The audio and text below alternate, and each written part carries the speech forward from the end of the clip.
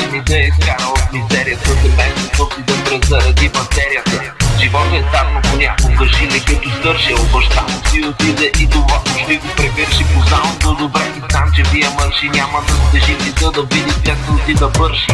Не беше примерен в училище, дори едва завърши. Накрая си казва, нима наистина свърши при вас. Купата пака после Еминем и така месец след мен, година всеки ден.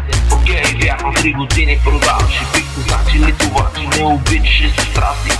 Сега като я види, си пожелава нещо. Сестрички, моята падаща звезда си.